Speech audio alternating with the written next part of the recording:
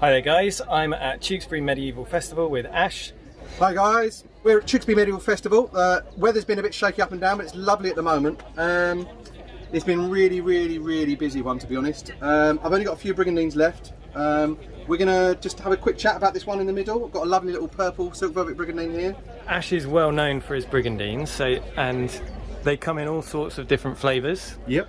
This purple one is one that really stands out. Can you tell us a bit about that? Yeah, I actually made this for my son. He's 11 years old, but it's based on a description from the Second Battle of St Albans. Prince Edward knighted several nobles after the battle when he was 7 years old, but he's actually described wearing a purple silk velvet brigandine with gilded rivets. So I thought it was just the perfect example to make for my son, and something a little bit interesting to make. So yeah, this is a vintage pure Italian silk velvet, and every single rivet has been gold plated individually. Okay, so this is a great example, because this is the Edward that died at Tewkesbury. Yes, it is. Yes. Yeah, but he was obviously older by this time. Yeah. But yeah, I think about 17 or something. This is a great example because a lot of people appreciate that brigandines can be a cheaper form of armour than full plate, but obviously if you're the prince of the King of England, you're not wearing standard brigand's armour.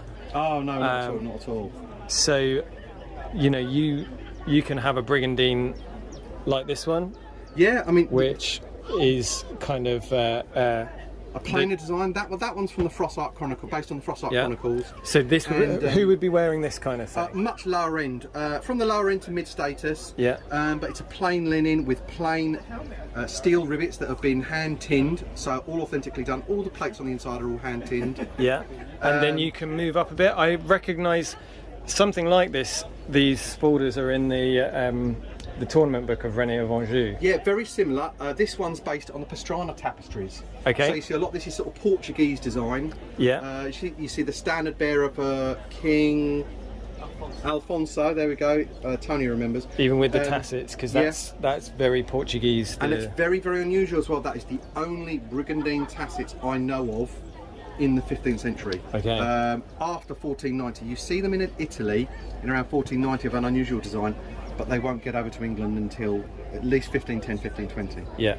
So that's very unusual. And then we go up to even the prince, even the king can be wearing a brigandine, and even if you're not, you know, you can tell, can't you, the status difference between these two garments is obvious from... The silk velvet alone in this would be the price of every other brigandine here, pretty much. Yeah. It's ridiculous. That's without the gilded rivets. Yeah. But I am going to look at working on another brigandine very similar to this one, from the wardrobe accounts of Edward IV.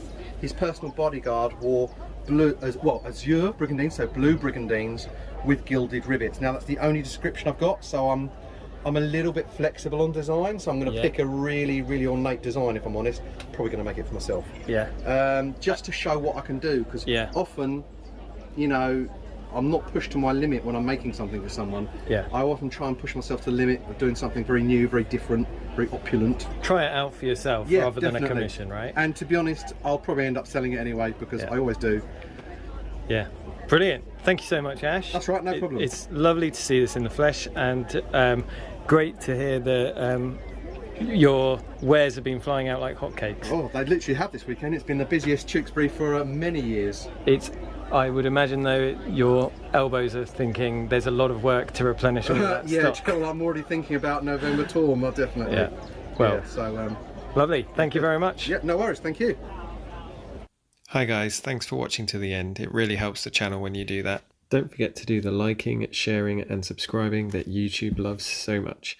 And if you want to, then there is a link in the description to my Patreon. Thank you especially to my night level patrons whose names have been going across the screen. Thank you all so much, and I'll see you in my next video.